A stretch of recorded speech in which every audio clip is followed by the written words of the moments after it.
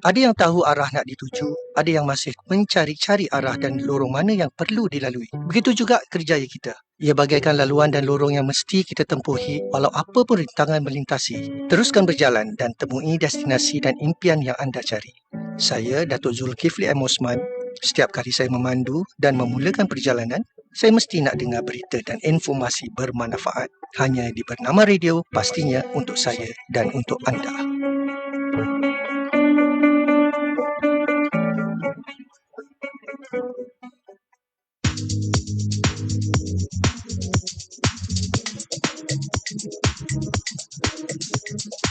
Fokus 30. Alright, kembali bersama kami berdua, Arif Muhammad dan juga Raifah Zulkifli, pastinya dalam Fokus 30. Dan Fokus 30 kali ini, Raifah, kita nak berbincang soal security makanan dan juga reality krisis global. Ya, dan untuk itu kami bawakan kepada anda Datuk Wira Dr. Muhammad Khairin Muhammad Razi, Ketua Pegawai Eksekutif Kumpulan PKPS, iaitu Perbadanan Kemajuan Pertanian Selangor, bersama-sama dengan kita di studio. Assalamualaikum, selamat pagi Datuk. Waalaikumsalam warahmatullahi wabarakatuh. Hello Anchor. Wow. Bernama Radio. Arif dan Raifah. Wow, Jarang-jarang tetamu kami hellokan kami. terpukul. Habislah job kita. Aduh, CEO PKPS akan jadi peneraju kita. Mungkin. Oh. Ha. Jadi kita tukar ke PKPS? Ya, kita CEO-nya. Oh. Okey. Okey, dan ya, tujuan kehadiran Datuk hari ini untuk kita berbicara security makanan dan juga reality krisis global, kerana kita perlu percaya dalam landscape global yang semakin kompleks hari ini, security makanan muncul sebagai salah satu isu utama yang mana mempengaruhilah kesejahteraan masyarakat dan juga pembangunan sesebuah negara. Jadi kita nak mulakan, Datuk, pertamanya, kalau boleh sebagai pengenalan dan juga permulaan, apa itu PKPS dan juga fungsinya pastinya dalam memastikan bekalan makanan sentiasa terjamin dan ada untuk rakyat. Okey, terima kasih Arif dan Raifah. Okey, saya ni nak memperkenalkan PKPS, Perbadanan Kemajuan Pertanian Selangor. Perbadanan Kemajuan Pertanian Selangor. So kita orang kata apa? Perbadanan ni adalah salah satu daripada akta perbadanan di mana PKPS yang ditubuhkan di bawah akta perbadanan yang terletak di bawah akta Dewan Negeri dan kita telah ditubuhkan pada tahun 1972. Dan of course PKPS itself dia adalah merupakan benteng utama untuk security makanan yang merangkumi usaha mengukuhkan rantaian bekalan makanan, memastikan kestabilan harga barang dan memperbanyakkan stok simpanan makanan.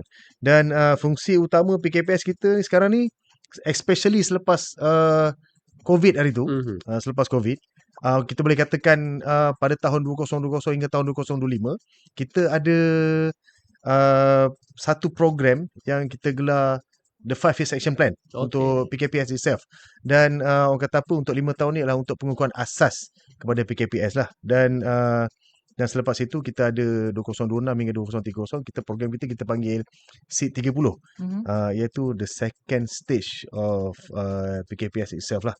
Dan pada waktu ini, selepas COVID tu, kita ada masalah berkenaan dengan stok bekalan makanan kan. Kita ada orang kata apa, ayam kurang, daging kurang, telur tak ada. Betul. Dan pada waktu itulah kita dapat tengok yang kita perlunya ada satu intervensi terhadap bekalan makanan, dan kita tak boleh bergantung kepada import. Sebab sebelum ini PKPS boleh dikatakan kita punya program dan juga kita punya pendapatan berdasarkan 85% adalah daripada sawit. Semata-mata.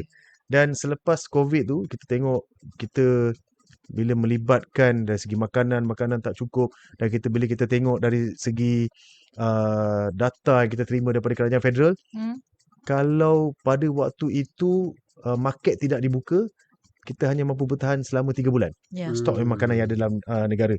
Dan bermula daripada itulah kita telah diberi mandat dan kita telah mengubah haluan kita sikit, iaitu daripada kita fokus on sawit semata-mata, dari segi komoditi semata-mata, kita cabang daripada PKPS ni, kita dah tumpukan kepada marketing, di mana kita ada anak syarikat kita tubuhkan, PKPS Ihsan Marketing Sdn Bhd, dan kita juga dah tumpukan kepada security ataupun keterjaminan makanan kita. Dan sekarang ni yang terkini, kita sedang melaksanakan program gudang makanan Selangor, supaya rakyat Selangor tak payah panik, Raifah.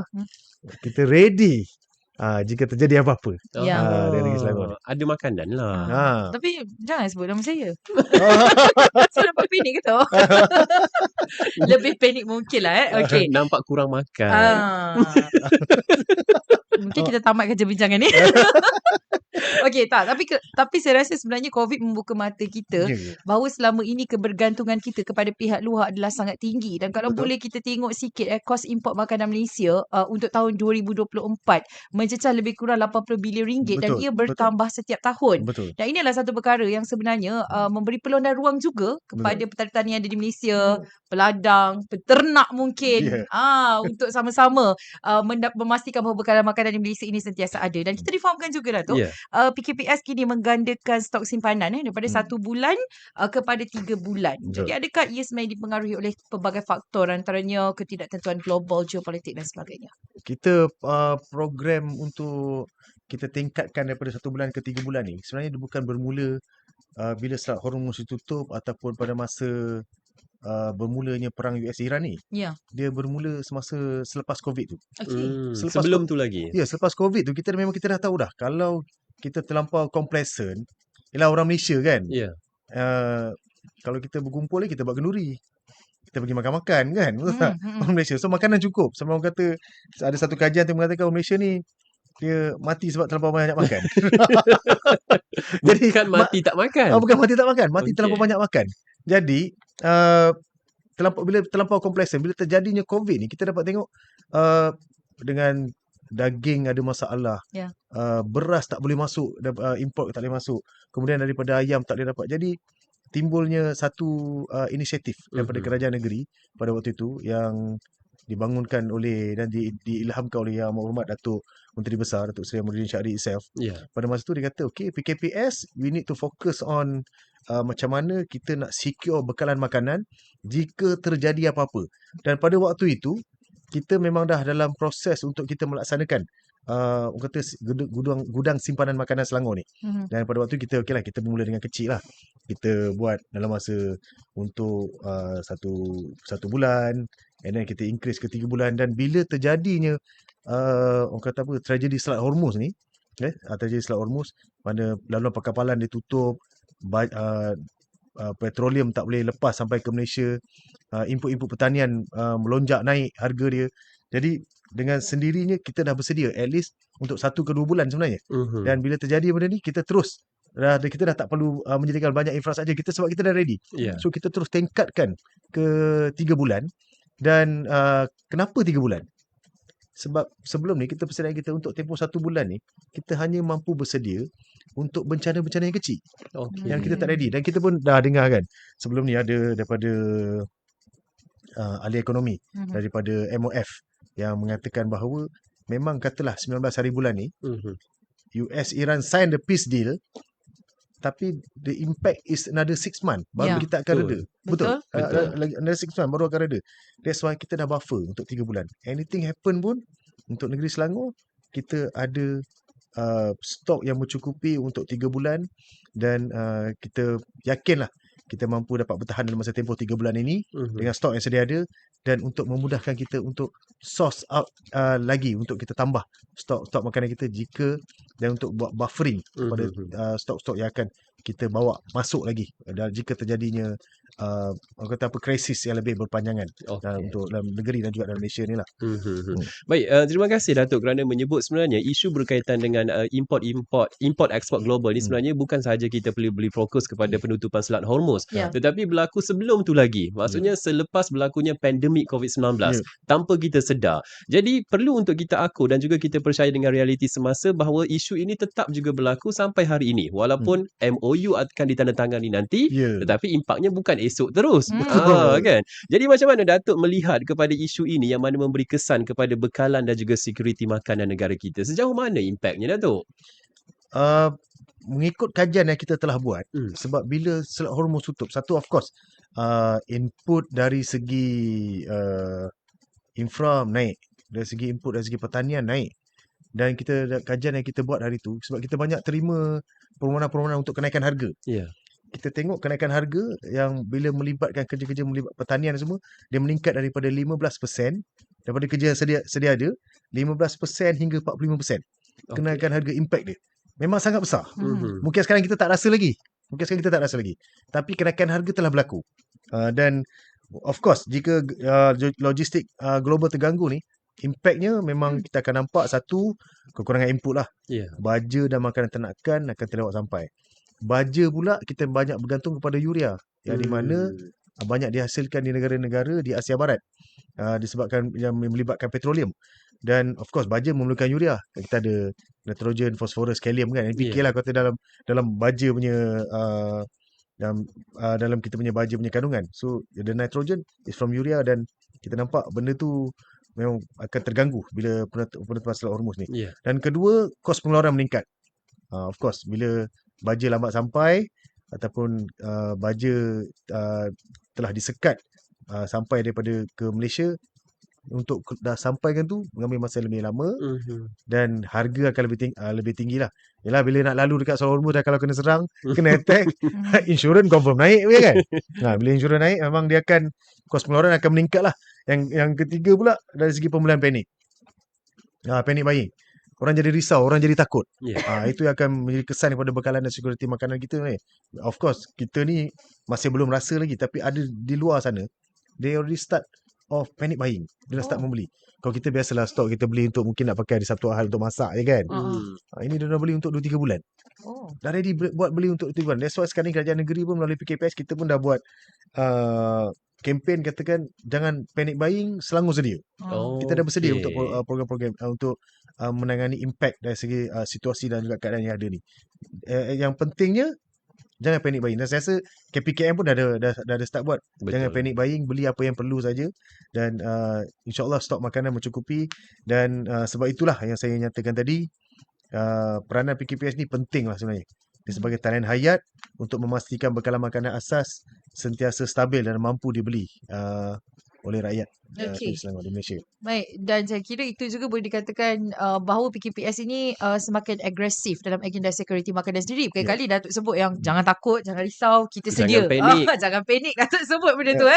Okey, jadi saya macam nak tahu juga, selain daripada kita tidak panik, selain daripada kita bersedia, kita ada 3 bulan simpanan dan sebagainya, apa lagi usaha yang dilakukan untuk kita kurangkan kebergantungan kepada import itu sendiri? Okey, untuk kita tidak bergantung kepada import, sebenarnya nak dikatakan kita dah betul-betul ready. Okey lah, kita kena terima kenyataan lah. Actually, we are not fully ready yet.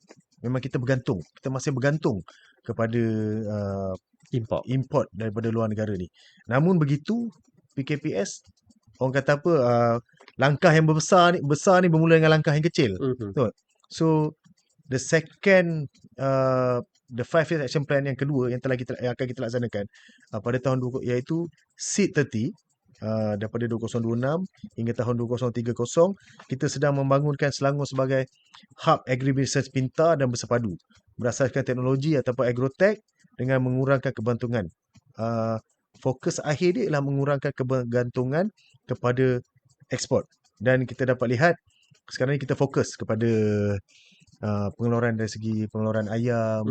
Kita dah cuba mengurangkan kebergantungan kita kepada ayam import daripada Thailand, daripada luar negara, di mana dalam Selangor itself kita dah bangunkan kita punya ladang ayam sendiri yang boleh cater 1.5 juta sekali keluar. Dan perkara ni telah kita laksanakan especially semasa COVID itu. So kita dah nampak trend dia, kita dah tahu.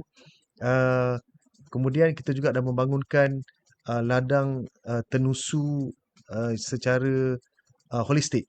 Ladang tenusu yang kita buat di Sungai Tenggiri Selatan bawah PKPS, supaya kita kurang kebergantungan dengan kata apa, industri tenusu daripada Australia itself. Kita tahu, kita selama ni kita dengar susu ni susu segar kan, tapi sebenarnya kebanyakannya kita masih bergantung pada import daripada Australia, daripada New Zealand. So kita sebenarnya kita nak sekarang ni apa benda yang kita buat di Selangor ataupun buat di Malaysia ni, kita consume, kita ready untuk jika terjadi apa-apa isu lagi, jika terjadi apa-apa orang kata bencana ke, pandemik ke, perang ke, kita ready dan kita ada kita punya stok makanan sendiri dalam negeri dan dalam negara kita. Kita ada stok makanan kita sendiri dan kita cuba untuk kalau boleh tanam sendiri. Ya. Kalau boleh hasilkan sendiri. Okey, Datuk, saya Ya. nak tahu. Selalunya kan, sorry Arif, Silakan. saya kalau tertanya, selalunya kita suka cakap, kita beli sesuatu menjadi masalahnya sebab kita ada orang tengah. Adakah untuk makanan pun sebenarnya kita juga bergantung kepada orang tengah? Ada orang tengah ke untuk makanan ni sendiri? Okey, yelah, bila kita tak jadi pengeluar, ada orang yang akan keluarkan. Mm-hmm. Bila kita tak jadi pengeluar, akan ada orang yang bekalkan. Jadi pembekal dan pengeluar tu lah yang akan jadi orang tengah sebenarnya. Dan bila nak sampai kepada market, kita akan melalui banyak lapisan sebenarnya. Bukan orang tengah hanya, mungkin orang tengah yang ke tepi sikit. Orang tepi yang ke tengah sikit. So banyak, dia akan ada jadi banyak lapisan. Itu yang kita cuba untuk minimizekan. Yeah. Untuk kita hilangkan terus, agak sukar. Ya. Jadi untuk kita minimizekan, kita akan minimalkan program itu di mana kita akan, that's why pengeluaran PKPS ni kita tumpu kepada production, pengeluaran. Jadi bila kita pulangkan balik kepada rakyat, kita jual balik kepada rakyat, harga dia adalah 10% hingga 30% lebih murah daripada harga pasaran. Yeah. Dan untuk lebih mudah sampai kepada rakyat, kita juga ada program-program seperti jualan Ihsan Rahmah, jualan Rahmah yang sekarang Kerajaan Federal sedang laksanakan, dan kita juga buat jualan bergerak, dan kita juga kita punya Ihsan Mart sendiri. Ihsan Mart sendiri, dan kita ada lebih kurang dalam 38 Ihsan Mart, di mana kita juga ada kerjasama dengan partner-partner kita yang barang-barang yang dijual di dalam kedai itu 10 ke 30% lagi lebih murah. Daripada harga yang ada di pasaran yang dibekal oleh pihak luar, dan that's our target lah. Untuk kita hilangkan terus, kita buang terus orang tengah, orang boleh kata is difficult dan agak sukar untuk dilaksanakan, tetapi seperti saya cakap tadi, langkah yang besar dia bermula dengan langkah yang kecil. Betul. That's what apa yang PKPS sedang laksanakan lah. Kalau itu yang lebih memudahkan dan juga menjamin kebajikan rakyat di Selangor dan juga Malaysia khususnya, why not kita ke arah itu, Datuk kan? Betul. Baik, satu juga reality. Kita nak bercakap soal reality juga. Datuk kata jangan risau, jangan bimbang, jangan panik dan sebagainya. Tapi rakyat tertanya-tanya, kenapa kami tak boleh panik sedangkan jiran dah satu mall dah shopping? Adakah kita ni tak berpijak di bumi yang nyata? Jadi realiti sebenarnya, Datuk, industri ataupun stok makanan ataupun security makanan negara kita berada pada tahap yang masih lagi selesa ataupun benar-benar dah getir tapi kita tak nak cerita. Okey. Kalau kita lihat kita punya stok makanan ni, kita masih berada dalam tahap yang boleh dikatakan kita tak ada masalah lagi sekarang. Masih okey. Kita masih okey lagi. Kita tidak ada masalah. Namun begitu, seperti yang selalu kita syorkan lah, seperti kita bagi tahu, kita tak boleh complacent. Kita tak boleh complacent, tetapi bukan panik. Kita tak boleh complacent, tapi kita tak boleh panik.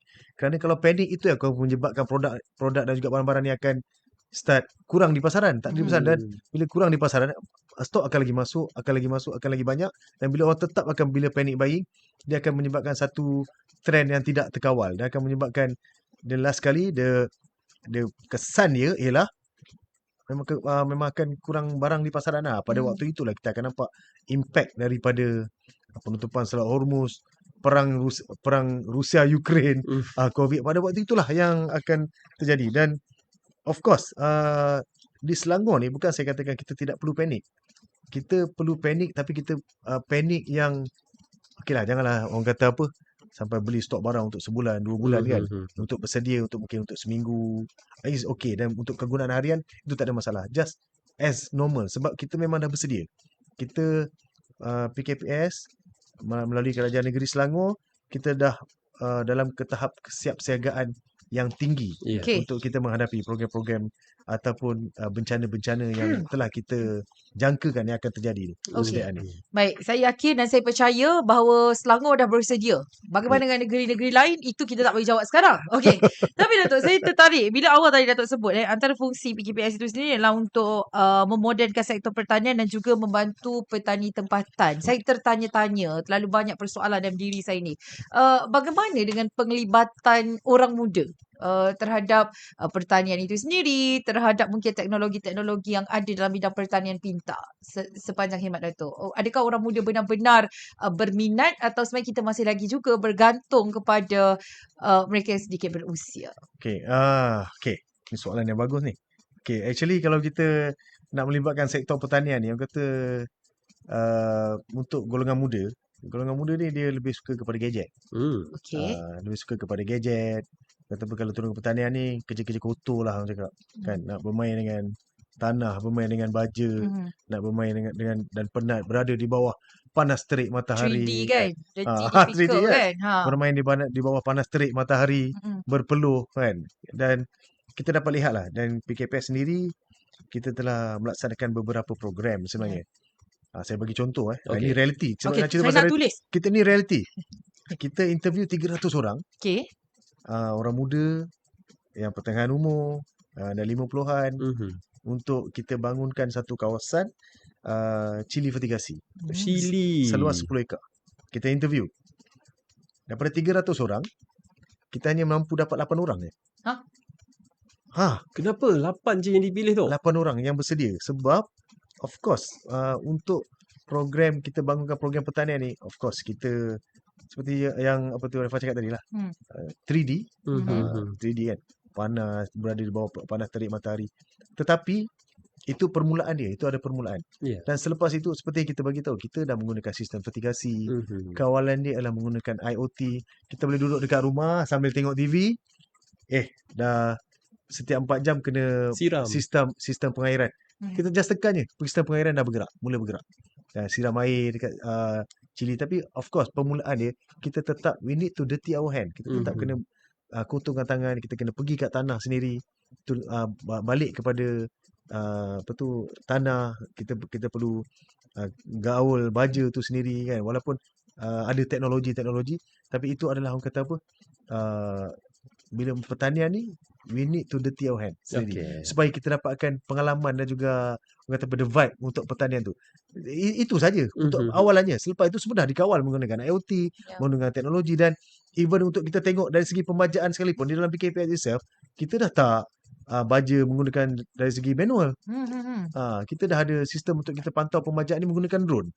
Dan even kita baja pun guna drone. So just pantau guna drone. Racun pun drone. Meracun pun guna drone. So dah tak ada isu sangat. Tapi untuk permulaan, sebenarnya untuk kita tengok dia punya, orang kata apa, semangat dia untuk kembali ke arah pertanian kan. Kecekalan tu sekejap je.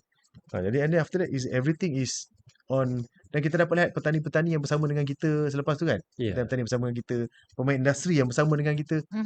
They are doing well. Sebab kita teach orang. 8 tu orang muda ke atau sikit berusia? Orang muda ada 2 je. Yang betul-betul core dan berminat kepada Kenapa pertanian. kita tak tahu interview ni?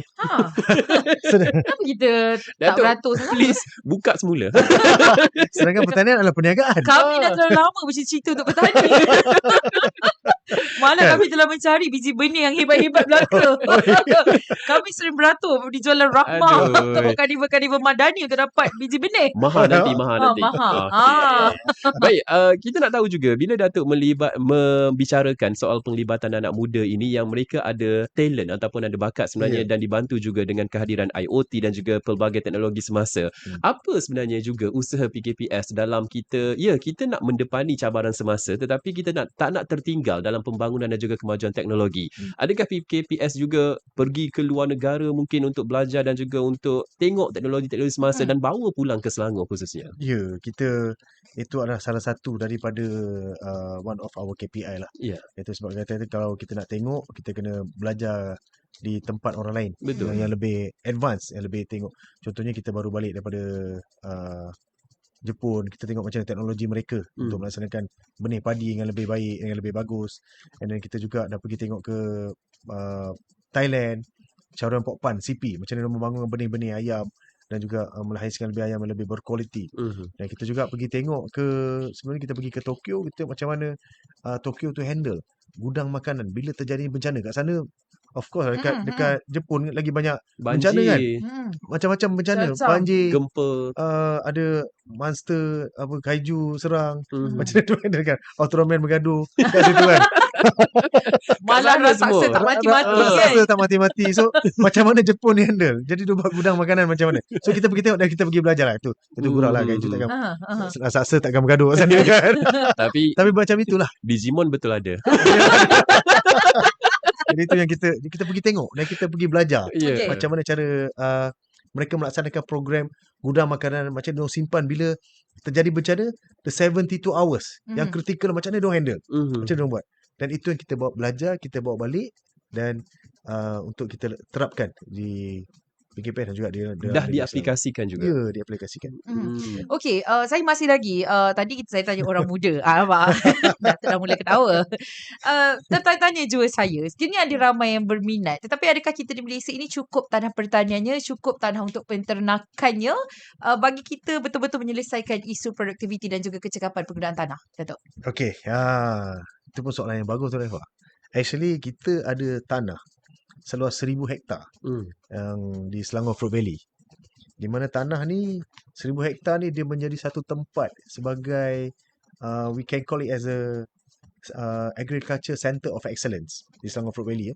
Dan di situlah kita laksanakan program, kita ajar macam cara nak buat agrotourism, Okey. cara bercocok tanam, kita train mereka cara menggunakan teknologi drone, kita ajar mereka cara menggunakan teknologi benih daripada makmal di situ. So bagi dan apa saja teknologi yang ada di luar ni kita laksanakan di dalam Selangor Fruit Valley.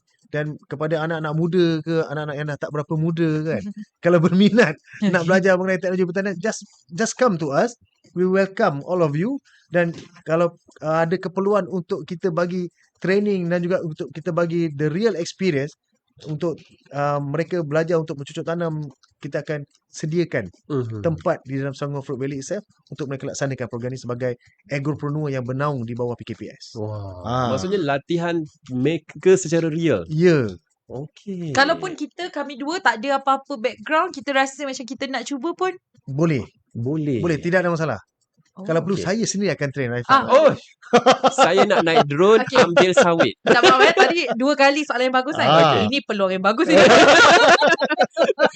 Kalau macam tu Datuk, Ah, ah. maksudnya sebagai satu destinasi ataupun lapangan kepada latihan secara real, Ya. adakah PKPS juga membuka satu ruangan latihan industri kepada pelajar-pelajar universiti? Ini adalah lapangan selain pada belajar kat universiti. Kita dah menerima banyak permintaan daripada universiti sebenarnya. Daripada beberapa universiti yang nak kita buat especially program TVET. Dengan PKPS dan juga di ladang Selangor Fruit Valley itself. Okay. Dan bila dah terlalu banyak permintaan ni, now we are engaging dengan KKDW sebenarnya. Okay. Untuk kita buat satu program TVET ataupun untuk how kita boleh come up with the training punya modul untuk kita buat di dalam Selangor Fruit Valley itself. Wow. Akan senang laksanakan. Ini bukan saja untuk mengukuhkan sektor pertanian, Ah. malah memberi pendidikan. Ya betul. PKPS ni. Ya. Wow, bagus. Kita kena pergi Arif. Kita bagi bagus yang kelima. Okey. Datuk, dari saya ini yang terakhir. Lepas tu saya akan serahkan kepada Arif. Okey. Saya masih lagi Ada orang lagi? muda. Saya masih belia. Kalau anak muda Malaysia mendengar rancangan kita pada hari ini, okey, mendengar apa yang Datuk sebutkan tadi, mendengar bahawa kita ada sangat banyak peluang tapi tidak di-grab ataupun tidak diambil dengan sebaik mungkin, ada banyak tanah yang boleh kita gunakan. Adakah bidang pertanian dan agromakanan, Datuk, masih lagi menjanjikan masa depan yang cerah atau sebenarnya kita sedang menuju ke arah krisis yang lebih besar daripada ramai yang kita jangkakan? Sebenarnya kalau kita orang kata apa tu, sebenarnya agriculture, pertanian adalah kehidupan. Ayat saya senang je. Pertanian adalah kehidupan. Apa saja yang kita buat pun, last kali kita akan balik kepada makanan, kan? That's why kita kata kita masih perlukan pertanian, kita perlukan makanan. Oleh itu, pertanian ini is on the rise sekarang ni. Kita dapat lihat dari segi pembinaan, faktor-faktor yang lain ataupun dari segi industri-industri yang lain. Mula stagnan. Tapi pertanian masih sentiasa berubah, sentiasa orang kata apa, vibrant, sentiasa berubah dan sentiasa berevolusi. Ya. Jadi kalau dikatakan bahawa industri pertanian ni semakin merudung, orang kata sunset industry, kan. Itu memang jauh sangatlah. Jauh sangat. Dia sentiasa berevolusi dan selagi manusia perlukan makanan, selagi itulah akan ada pertanian. Alright. Siapa yang kata stagnan, siapa yang tuduh stagnan tu kita hantar raksasa tu. Okey, baik. Di hujung-hujung ni Datuk sebagai penutup, rasa tak puas lah. Belum lagi praktikal naik drone. Datuk, sedikitlah harapan dan juga mungkin hala tuju yang Datuk lihat kepada sektor ataupun security makanan negara kita di sebalik apa yang berlaku di peringkat global dan apa yang kita miliki kelebihan di negara kita sendiri juga. Okey, ni kita harapan lah ni. Harapan hala tuju security makanan kita lah ni. Okey, saya nak tekankan lah. Kesiapsiagaan kita di Selangor sekarang ni kita berada di tahap yang tertinggi lah. Dan kita juga dah bersedia daripada 1 bulan, kita sediakan 3 bulan. Dan kita pun bersedia dari segi teknologi untuk kita train agropreneur baru, anak-anak muda yang berminat dari segi bidang pertanian. Dan kita juga committed untuk memastikan bekalan makanan asas sentiasa terjamin dan walau apapun cabaran dan ketidaktentuan global yang akan berlaku lah. Kita dah ada pengalaman. Kita dah tunjuk yang kita resilient. Dan kita dah tunjuk yang kita ni degil. Walaupun ada masalah, kita tetap degil untuk laksanakan program-program yang baik untuk rakyat ni. Kita dah tunjukkan kedegilan kita dah. Dan kita masih bersedia dan kita masih berada di sini pada hari ini. Dan rakyat Selangor especially-nya, bagi saya tak perlu bimbang. Kita menggalakkan orang ramai lah untuk terus menyokong inisiatif yang sedang dilaksanakan oleh kerajaan negeri dan juga oleh PKPS. Dan kita juga bersedia untuk jika terjadi apa-apa isu dan jika terjadi apa-apa pandemik ataupun krisis, jangan risau, jangan gusar. Orang kata apa, Selangor sedia, PKPS sedia dan jangan panik. Itu yang penting. Itu je. Okay? Jangan risau, jangan panik, PKPS dan Selangor sentiasa bersedia. Okey. Alright. Baik, perbincangan yang sangat menarik. Hari ini buka mata kita, mungkin 3 bulan lagi kita sudah boleh mula menanam cili. Ingat pesan Datuk tadi, pertanian adalah kehidupan. Okey. Hari-hari hidup, insya-Allah ada sesuatu untuk disuap. Ya, dan pasti juga kalau kita bincang tentang hari ini, isu makanan ini bukan sekadar soal pertanian atau ekonomi, tapi juga sebenarnya soal masa depan, kestabilan dan keselamatan negara. Apabila makanan dan juga bekalan itu cukup, insya-Allah Malaysia akan menjadi pintu ataupun penentu utama kepada kemakmuran dan juga kesejahteraan rakyatnya. Kita ucapkan terima kasih kepada tetamu kita, Datuk Wira Dr. Muhammad Khairi Muhammad Razi, Ketua Pegawai Eksekutif Kumpulan PKPS untuk perbincangan yang tuntas hari ini, security makanan dan juga reality krisis global. Terima kasih Datuk. Terima kasih. Masalah terusan kami ini adalah Bernama Radio Untuk anda. Fokus 30.